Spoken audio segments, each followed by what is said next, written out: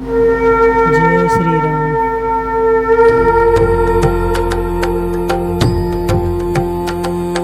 श्री गणेशाय नमः। श्री हनुमते नमः।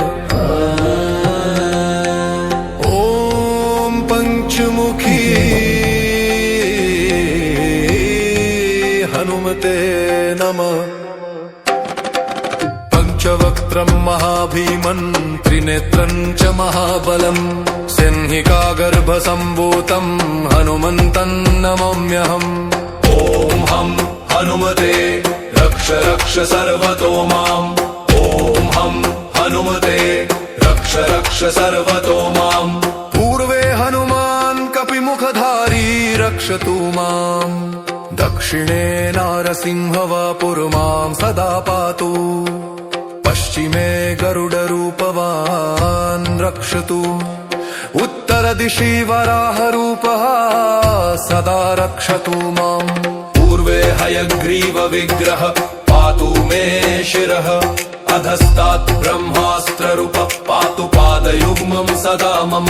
अष्टदिशि रक्षतु पञ्चवक्त्रः।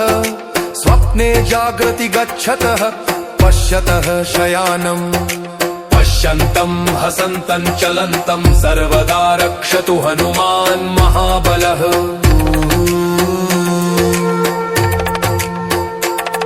ॐ अञ्जनीसुताय महाबलाय रामदूताय नमः। ॐ किल्किलाय वीराय विक्रान्ताय नमो नमः। ॐ भूतप्रेतपिशाचादिनाशाय स्वाहा। ॐ असिधारा कृशानुवत् कवचं मे हनुमान् स्थापयतु। रामभक्ताय रामदूताय हनुमते नमः। सर्वशत्रुनिवारणाय कवचं पठेत्। रक्षां कुरु महाबाहो त्राहि त्राहि नमोऽस्तुते। ॐ हं हनुमते नमः। ॐ हं हनुमते नमः।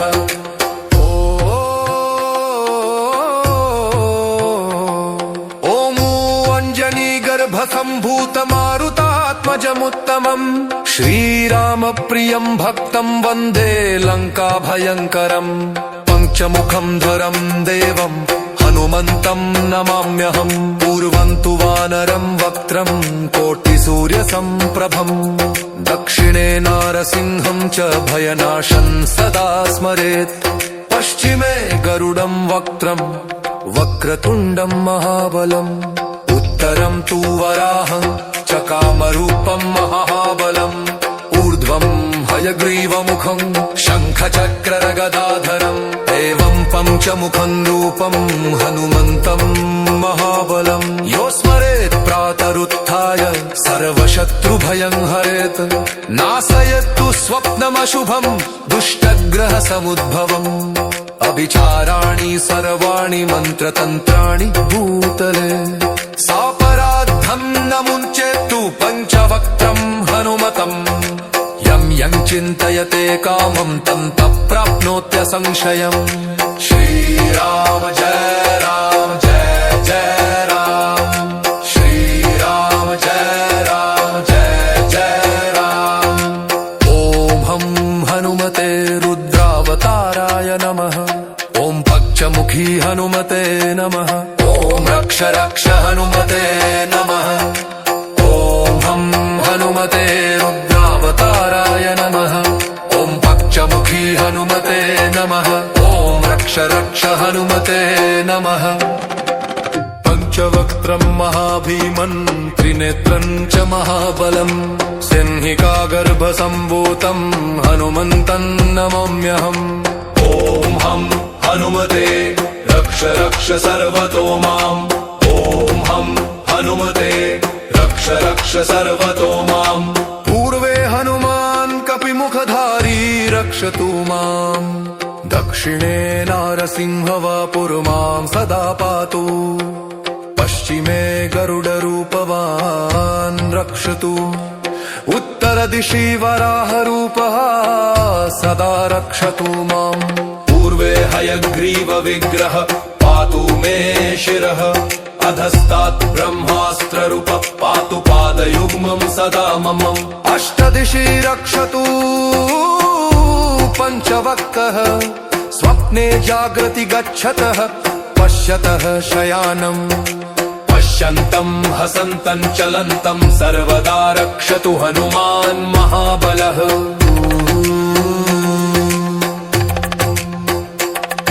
ॐ अञ्जनीसुताय महाबलाय रामदूताय नमः ॐ किल्किलाय वीराय विक्रान्ताय नमो नमः ॐ भूतप्रेतपिशाचादिनाशाय स्वाहा ॐ असिधारा कृशानुवत् कवचं मे हनुमान् स्थापयतु रामभक्ताय रामदूताय हनुमते नमः सर्वशत्रुनिवारणाय कवचं पठेत् रक्षां कुरु महाबाहो त्राहि त्राहि नमोऽस्तु ते ॐ हं हनुमते नमः ॐ हं हनुमते नमः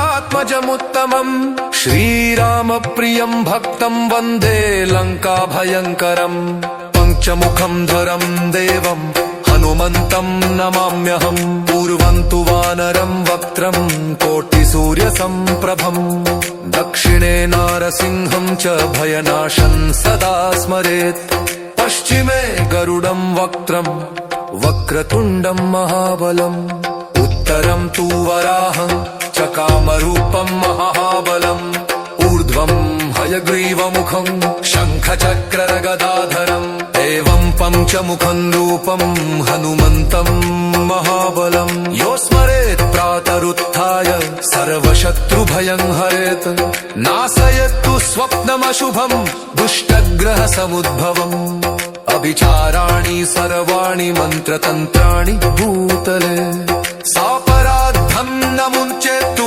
पञ्चवक्त्रं हनुमतम् यं यं चिन्तयते कामं तं प्राप्नोत्यसंशयम् श्रीराम जय राम जय जय राम श्रीराम जय राम जय जय राम ॐ हं हनुमते रुद्रावताराय नमः ॐ पञ्चमुखी हनुमते नमः ॐ रक्ष रक्ष हनुमते नमः ॐ हं हनुमते रुद्रावताराय नमः ॐ पञ्चमुखी हनुमते नमः ॐ रक्ष रक्ष हनुमते नमः पञ्चवक्त्रं महाभीमन् त्रिनेत्रं च महाबलम् सिंहिकागर्भसम्भूतं हनुमन्तं नमाम्यहम् ॐ हं हनुमते रक्ष रक्ष सर्वतो माम् ॐ हं हनुमते रक्ष रक्ष सर्वतो माम्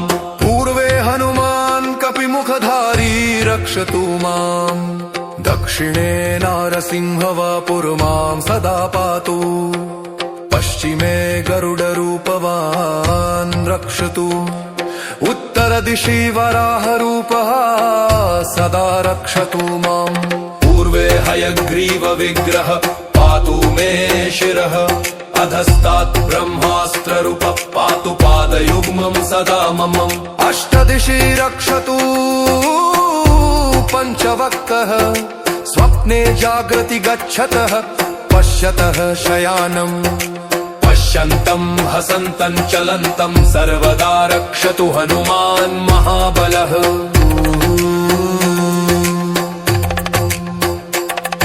ॐ अञ्जनीसुताय महाबलाय रामदूताय नमः ॐ किल्किलाय वीराय विक्रान्ताय नमो नमः ॐ भूतप्रेतपिशाचादिनाशाय स्वाहा ॐ असिधारा कृशानुवत् कवचं मे हनुमान् स्थापयतु रामभक्ताय रामदूताय हनुमते नमः सर्वशत्रुनिवारणाय कवचं पठेत् रक्षां कुरु महाबाहो त्राहि त्राहि नमोऽस्तु ते ॐ हं हनुमते नमः ॐ हं हनुमते नमः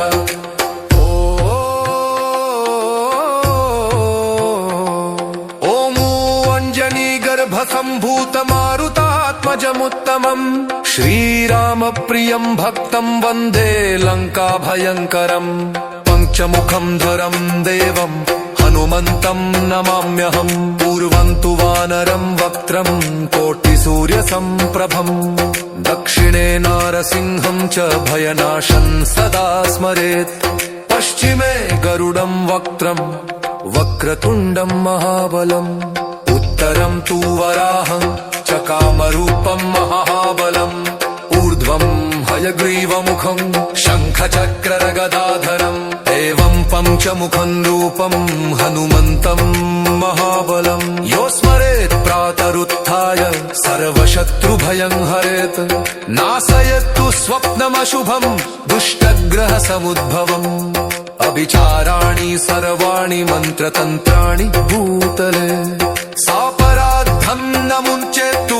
पञ्चवक्त्रं हनुमतम् यं चिन्तयते कामं तं प्राप्नोत्यसंशयम् श्रीराम जय राम जय जय राम श्रीराम जय जय राम ॐ हं हनुमते रुद्रावताराय नमः ॐ पक्षमुखी हनुमते नमः ॐ रक्ष रक्ष हनुमते नमः ॐ हं हनुमते रुद्रावताराय नमः ॐ पक्षमुखी हनुमते नमः ॐ रक्ष रक्ष हनुमते नमः पञ्चवक्त्रं महाभीमन् त्रिनेत्रं च महाबलम् सिंहिकागर्भसम्भूतं हनुमन्तं नमाम्यहम् ॐ हं हनुमते रक्ष रक्ष सर्वतो माम् ॐ हं हनुमते रक्ष रक्ष सर्वतो माम् पूर्वे हनुमान् कपिमुखधारी रक्षतु माम् दक्षिणे नारसिंहवापुर्मां सदा पातु पश्चिमे गरुडरूपवान् रक्षतु उत्तरदिशि वराहरूपः सदा रक्षतु माम् पूर्वे हयग्रीवविग्रह पातु मे शिरः अधस्तात् ब्रह्मास्त्ररूपः पातु पादयुग्मं सदा मम अष्टदिशि रक्षतु पञ्चवक्त्रः स्वप्ने जागृति गच्छतः पश्यतः शयानम् पश्यन्तं हसन्तं चलन्तं सर्वदा रक्षतु हनुमान् महाबलः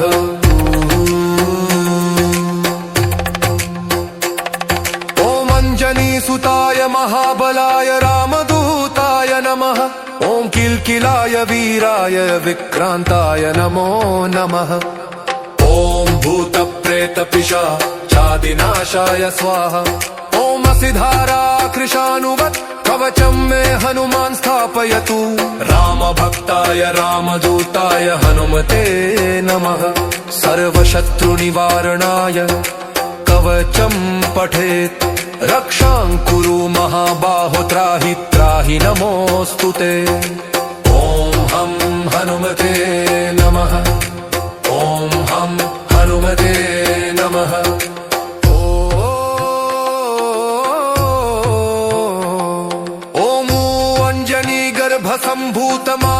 सम्भूतमारुतात्मजमुत्तमम् श्रीरामप्रियं भक्तं वन्दे लङ्काभयङ्करम् पञ्चमुखं धरं देवं हनुमन्तं नमाम्यहम् पूर्वं तु वानरं वक्त्रं कोटिसूर्यसम्प्रभम् दक्षिणे नारसिंहं च भयनाशं सदा स्मरेत् पश्चिमे गरुडं वक्त्रं वक्रतुण्डं महाबलम् उत्तरं तु वराहं च कामरूपं महाबलम् ऊर्ध्वं हयग्रीवमुखं शङ्खचक्रगदाधरम् एवं पञ्चमुखं रूपं हनुमन्तं महाबलम् यो स्मरेत् प्रातरुत्थाय सर्वशत्रुभयं हरेत् नाशयतु स्वप्नमशुभं दुष्टग्रहसमुद्भवम् अभिचाराणि सर्वाणि मन्त्रतन्त्राणि भूतले सापराद्धं न मुञ्चेत्तु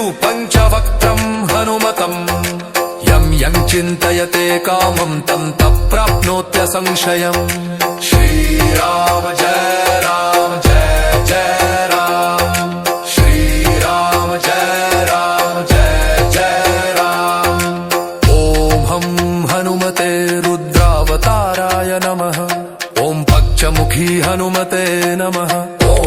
रक्ष रक्ष हनुमते नमः। ॐ हं हनुमते रुद्रावताराय नमः। ॐ पक्षमुखी हनुमते नमः। ॐ रक्ष रक्ष हनुमते नमः।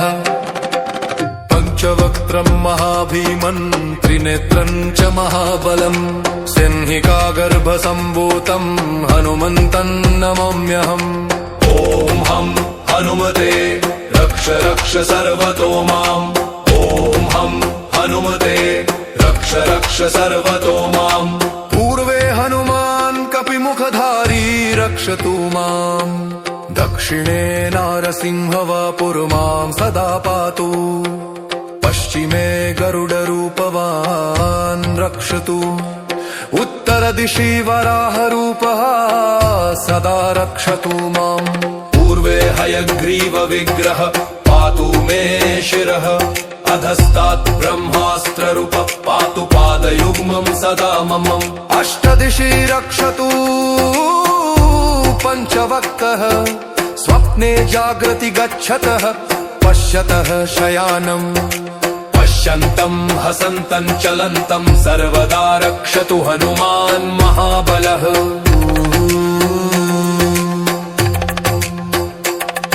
ॐ अञ्जनीसुताय महाबलाय रामदूताय नमः। ॐ किल्किलाय वीराय विक्रान्ताय नमो नमः। ॐ भूतप्रेतपिशाचादिनाशाय स्वाहा। ॐ असिधारा कृशानुवत् कवचं मे हनुमान् स्थापयतु। रामभक्ताय रामदूताय हनुमते नमः।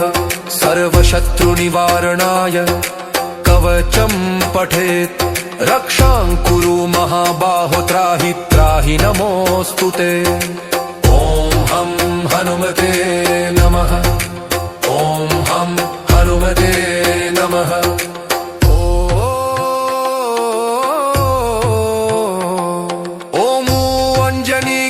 सम्भूतमारुतात्मजमुत्तमम् श्रीरामप्रियं भक्तं वन्दे लङ्काभयङ्करम्।